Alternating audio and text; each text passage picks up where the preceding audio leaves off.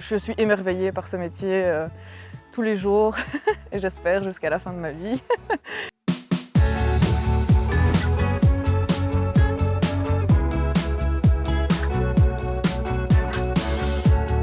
Donc moi je m'appelle Thelma, j'ai 23 ans. Je suis intéressée par le cheval de trait et le milieu forestier depuis à peu près 5 ans. Je suis tombée sur la formation du Forem pour travaux de bûcheronnage. Oui, cette formation est vraiment intéressante pour les gens qui, comme moi, n'ont vraiment aucune base là-dedans. On a des cours de sylviculture, donc on apprend la forêt, tout ce qui est théorique, et puis on a vraiment le côté pratique.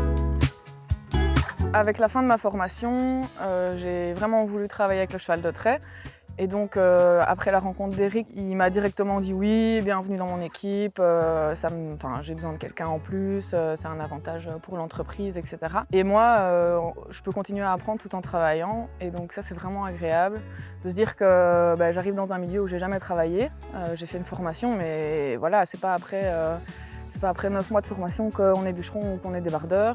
C'est après des années qu'on est dans le métier. Et donc, je suis super heureuse de pouvoir autant faire du bûcheronnage que du débardage avec le cheval et voir peut-être plus tard avec le tracteur. Ce qui est vraiment chouette dans le métier en forêt, c'est qu'on est rarement très longtemps au même endroit, donc on voit plein de parcelles différentes, plein d'endroits.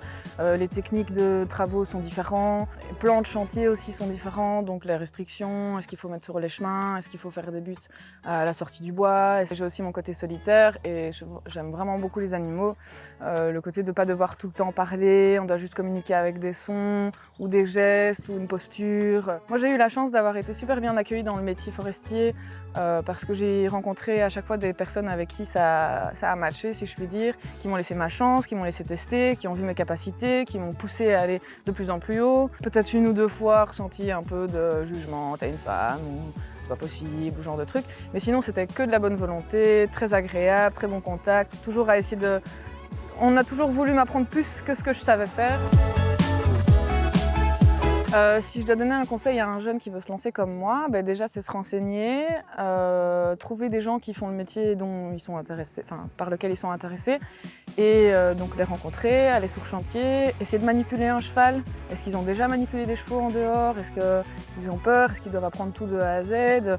Il y a un côté assez intense et en même temps où il faut être calme, donc c'est un peu la chose qui est assez rigolote dans le métier, parce que physiquement il faut être calme, mais en même temps il faut être plus ou moins agile et rapide sur certaines situations. Et vraiment important, c'est d'être bien dans la nature, de se sentir bien dans la nature.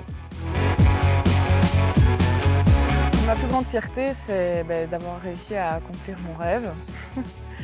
Je m'y suis donnée par tous les moyens, parce qu'il y en a beaucoup qui m'ont dit « tu ferais pas autre chose en attendant parce que là, il faut travailler ». Et je ne voulais rien lâcher. On a beau me dire plein de choses, moi c'est là que je voulais aller et c'est là que j'irai et c'est là que je suis.